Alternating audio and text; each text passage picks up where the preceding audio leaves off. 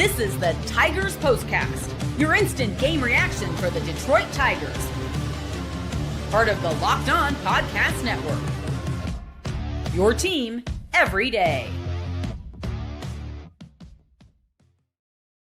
And the Detroit Tigers are not American League Central Division champs. Welcome into a live Locked On Tigers Postcast. I am your host, Jake Riepma. You can follow me on Twitter at Jake_Riepma. The Tigers dropped the finale of the regular season to the Boston Red Sox by a score of 4-3. What's it all mean? Where did it all go wrong? And I know we had our fun yesterday because the Tigers are a playoff team, but they are in as a wild card team. Kind of hard to believe when you think about this team having a 15-game lead on the division after that series in Cleveland. And that's where the Tigers will head now to play the AL Central champion Cleveland Guardians in the first round of the postseason. So buckle up, dial it in. This is your Locked On Tigers post-game show. It's the Postcast. Make sure you like today's video. Go ahead and subscribe to the Locked On Tigers channel if you haven't already. Daily shows with Scott Bentley and post-game shows with me, Jake Riepma. And now's a great time to join because we'll have at least two playoff post-game shows. So looking forward to that. All right, as always, as well, I'll have my biggest talking point, turning point, and we'll try to tie a bow on the entirety of the season in today's episode. Get your comments in. Your comments always welcome here on the Locked On Tigers postgame show. And it's a collaborative, commemorative, and everything else in between program because I've got my thoughts, you've got your thoughts, and it all is summed up this season with the Tigers finishing with a record of 87-75, limping, and I do mean limping into the postseason. So we begin with our biggest talking point in a game where you had to have things go your way in terms of scoreboard watching on the final day of the regular season. And the Tigers, though, in the end, it didn't matter because they lost to the Boston Red Sox. This is what you'll be talking about.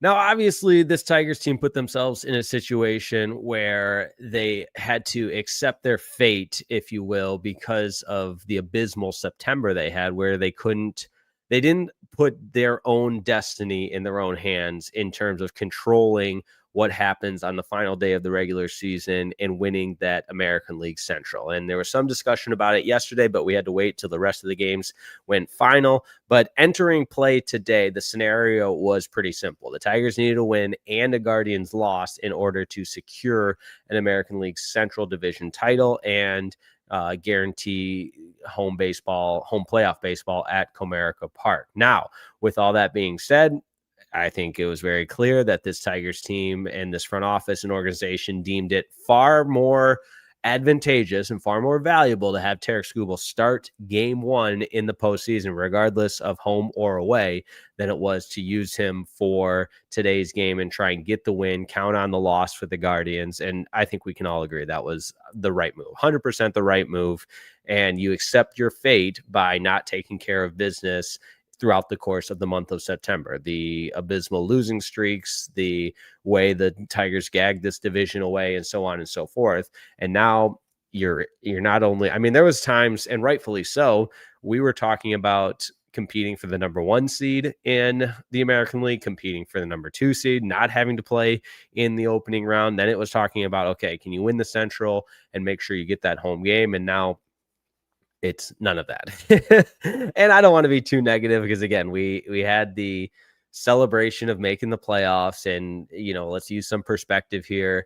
It's difficult to make the postseason 2 years in a row. The Tigers as an organization have not made the postseason that many times in comparison to how long they've been around. So I'm going to use some level-headed perspective here so nobody can get mad at me in the comments. But at the same time, if you would have told me on August 25th with the Tigers with the 12.5 game lead that the Tigers would not win the Central, they'd be the last team into the postseason as the 6th seed, just kind of crazy. And you know what? As far as playing the Guardians, bring it on. I mean, the Tigers and Guardians have played so much lately, and the Guardians, well, they've won 5 of the last 6, and somebody in the comments will probably correct me. Yeah, it's actually been this compared to that, and so on and so forth. The fact of the matter remains the Guardians have had the Tigers number. That's for sure. So looking ahead, I don't know if you look at when the Tigers last beat the Guardians to end the 8-game skid. It was really important, obviously. And it goes all the way to the season series. The Guardians won, or the Tigers won the first one. And then the Guardians had just came out of nowhere and just did not stop pouring it on time and time again for that series. And so I think in its entirety, in the matchup, two teams that are very familiar with each other, of course, the Tigers with Tarek Skubal going in game number 1, that's huge. Interesting to see who they'll go with for game number 2, whether it be Flaherty or Mize, but this is a team that knows each other really, really well. And it's going to be a lot of fun. And even though the Tigers are going to be on the road, everybody's slate is wiped clean. And I think that's the important part of this. As for today's game, hey, you got Jake Rogers in the lineup. You're not going to win a lot of games. I mean, we can all agree with that. But Javi Baez gets you a 3-run homer. That's about all. Couple of rally killers from Jake Rogers with the double play there. They left 7 on base, 1 for 7 with runners in scoring position. Just, again, not a lot to really feel good about with this Tigers team entering the postseason. I hope I'm wrong. I really do. All right. Lots of comments to get into. Demetrius McNeil leads us off. Once upon a time, the Tigers had a 15-game lead and they caught up. Yes, they are in the playoffs, and the only hope is to have a home game in the wild card series. Easily said than done. Now the Tigers got to beat Cleveland to have a hope for a home playoff game at Comerica Park. All right. Kevin Jeffrey says the choke of 25 is complete. Tyler Patterson says off to Cleveland with Skubal pitching the first game. Let's go beat them. Yeah, that's the optimism that we need. And, the question with Walter Briggs bringing up here, the Tigers didn't manage to win this game at all. They basically conceded this game. And the guys that were out of the lineup are a testament to that. Walter Briggs saying, I just don't understand why they didn't pitch it Riley or Torque. Like, did they punt today? No doubt. I understand school, but the no pitch hitting thing when the division was in reach. Yeah, I'm with you actually on that, because it's not like we can't do a little bit of scoreboard watching and see that although the Guardians did come back and tie it, so it's tied 5-5 right now, and there's nothing like some live scoreboard watching as we're live on the air here. But yeah, I'm with you. Punting on the entirety of the division. I understand not pitching Skubal, but you can still play to win the game. But at the same time, it might not matter in the end because Cleveland's tied it with the Rangers. It's 5-5 on that. R1VJ4 makes a good point here. I wonder how much of this Tigers will carry on against Cleveland. Seems like throwing in the towel, not using pinch hitters for the division. Guess they were hungover. Yeah. Look, we saw it last year too when after the Tigers beat the White Sox on that Friday, they lost the next 2. So that's, Boston lost the one after they clinched on Friday night. So, oh man. Jake Goodwin says they would have been champions of the Central if Scott Harris had not been such a dumbass at the trade deadline. Yep. I think we all agree with that. Chris Paddock started the game today. I'm in agreement here with Coven, who says, I don't think he'll be on the playoff roster, or says he shouldn't be on the playoff roster. I agree with that. That's going to be the next part that's interesting, is who's left off this playoff roster, who's added to it, what's this pitching staff going to look like, and how can the Tigers give themselves an opportunity to get to the next round and on to again, what I have no problem saying, because if you don't feel this way, what's the point in all this? But the Tigers' goal should have been and was to win a World Series, and it looks bleak. And maybe this is the time where we clip this at 9:40 and say, yeah, we all said the outlook on this team heading into the postseason was really bleak, but now they fast forward and go and win a World Series. That'd be awesome. But I don't envision that. We'll see, though. We'll see. All right, let's take a quick timeout and be back with our turning point and our player of the game next on a live Locked On Tigers postcast.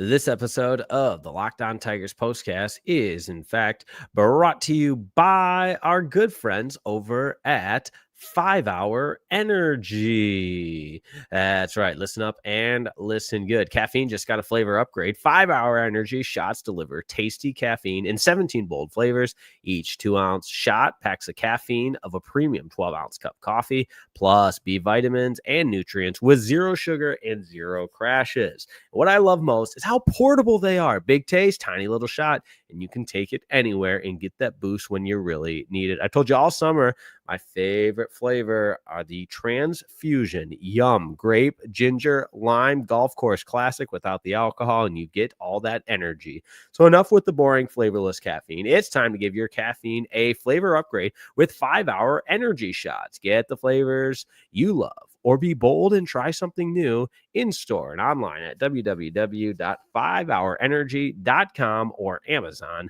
today. This episode of the Locked On Tigers postcast is also brought to you by our good friends at Zippix Toothpicks. Whether you're looking for nicotine satisfaction or an energy boost, Zippix has you covered with the nicotine or caffeine-infused toothpicks. For nicotine users, Zippix provides a discreet way to satisfy cravings and the hand-to-mouth habit without vaping or smoking. Zippix can be a helpful tool as you work to reduce your dependence on vaping. It's available in 6 great flavors with 2 milligram and 3 milligram options. And if you need energy without the crash, the caffeine toothpicks are a game changer. I've used the caffeine toothpicks before for big meetings, presentations, long drives, and they give me energy without the jitters and the flavors. Yum. Peppermint watermelon, actually my favorite, and it tastes great. Go to zippixtoothpicks.com. Use code LOCKEDON for 10% off your first order. You must be 21 or older to order. Warning, nicotine is an addictive chemical. That's zippixtoothpicks.com. Promo code LOCKEDON. Zip more, smoke less with Zippix toothpicks. This episode of the Locked On Tigers postcast is also brought to you by our good friends at Nutrafol. You've probably seen a million ads for hair growth and products, and you thought, well, sure, like that actually works. There are so many more products out there, and it's hard to know which ones are actually going to do anything.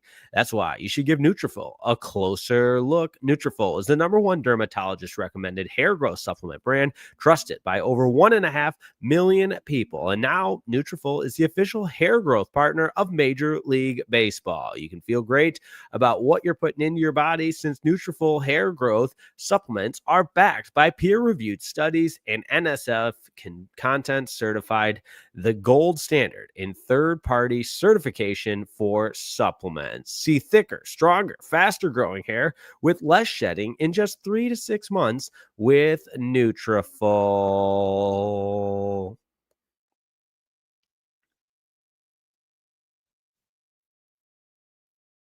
All right, we got Tigers playoff baseball. I hope you can hear the excitement in my voice. Trying to be excited, I really am.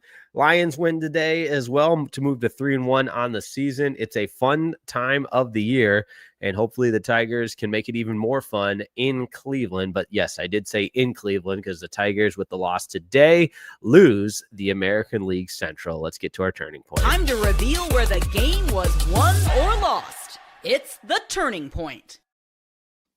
It's a weird space. It's a weird headspace. Let me try talking here. A weird headspace to be in, watching this team not care about winning today's game, yet scoreboard watching and seeing the Guardians and Rangers in a close game. Again, I know it's tied 5-5 now, and depending on when you listen to this, could be all for nothing. But seeing Jake Rogers up there with 2 men on and nobody out in a 1-run game late, I think it was the 7th, whatever. It doesn't matter. Takes the wind out of your sails, and sure enough, he grounds into a double play. And I don't mean to pick on Jake Rogers, but just the overall turning point in this one, in the final game of the regular season, where there's still a chance to win the American League Central. Again, somebody in these comments are going to say, oh, you don't understand, and I get that. That's fine. I wasn't for pitching Tarek Skubal, but I'm still for playing to win the game and managing to win the game. Is it going to take away from the Tigers' chance to win a wild card game if Spencer Torkelson or Riley Green pinch hit late in the game? I mean, would that have helped? Who knows? But no life from this team, obviously hungover after the playoff celebration yesterday. And so we do what the team did today. We punt on the regular season and we cross our fingers heading into the playoffs. And as a competitor, I don't know how you get to that point, but that's where they are right now. How about our player of the game? This is the Locked On Player of the Game. All right. Player of the game. Again, I don't want to say it's a meaningless thought now, but again, the Tigers didn't try to win this game. So, I mean, what are you going to do? Winning pitcher for the Boston Red Sox, Jose De Leon. Nice performance from him is probably the best way to put it. Just the 3-run homer given up to Javi Baez, but still a quality start. He goes 6 2/3, gives up just the 3 earned runs. He struck out 8. So Boston's going to the playoffs. The Tigers are going to the playoffs. They're going to Cleveland. The Guardians are your American League Central champions. And the final day of the regular season was a little anticlimactic. And interesting point here to close it out from Walter Briggs. Maybe that was a big FU to Illich because now he can't sell playoff tickets. I don't know if it's really that, but sure.